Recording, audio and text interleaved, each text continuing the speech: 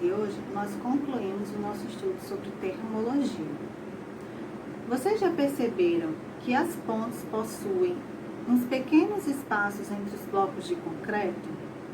E também que os fios da rede elétrica não são instalados de forma tensionada, eles sempre têm aquela folga entre um poste e outro? E isso não é coincidência. Isso ocorre pensando nas variações de temperatura que os materiais podem sofrer. Quando aquecidos, os materiais sofrem o que nós chamamos de dilatação térmica. E na prática, os efeitos da dilatação precisam ser compensados. Vamos ver os tipos de dilatação.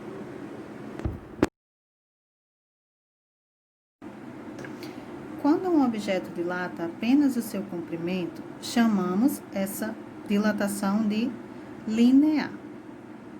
Por exemplo, eu tenho uma barra metálica a uma temperatura inicial TI, certo? Uma barra de comprimento LI também, né? Vamos chamar aqui de comprimento LI. Então, se eu aumento a temperatura dessa barra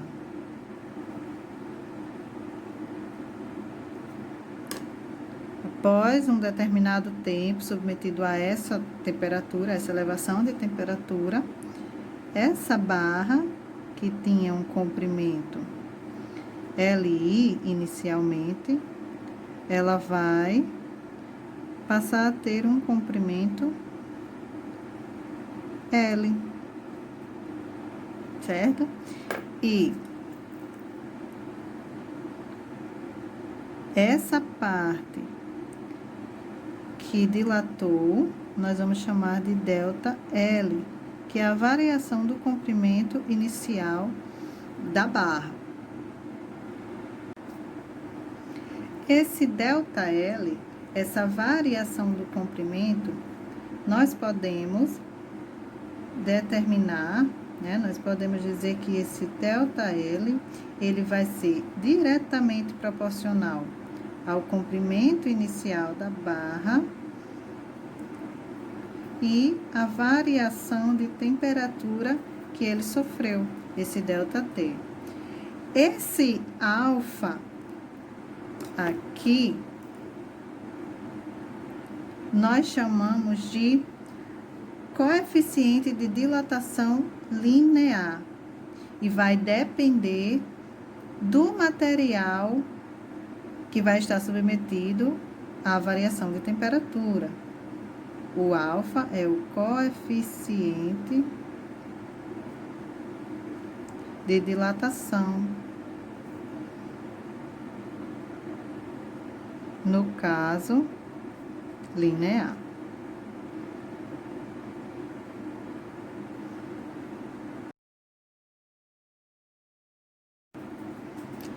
Quando a dilatação ocorre em uma superfície, por exemplo, um azulejo, uma cerâmica, a área do material varia. Por exemplo, eu tenho esse material aqui, né, de área inicial SI, essa superfície SI. E se eu forneço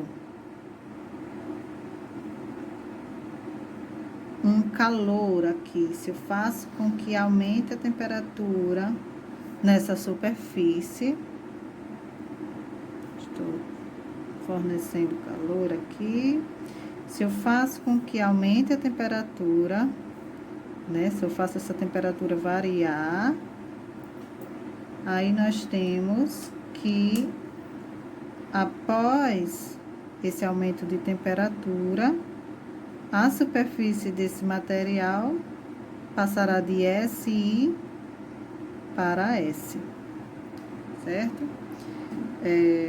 De forma que a variação da dilatação superficial vai ser diretamente proporcional à superfície inicial, à área inicial, vezes beta, vezes a variação de temperatura sofrida, em que esse beta é 2 vezes o alfa, 2 vezes o coeficiente de dilatação linear.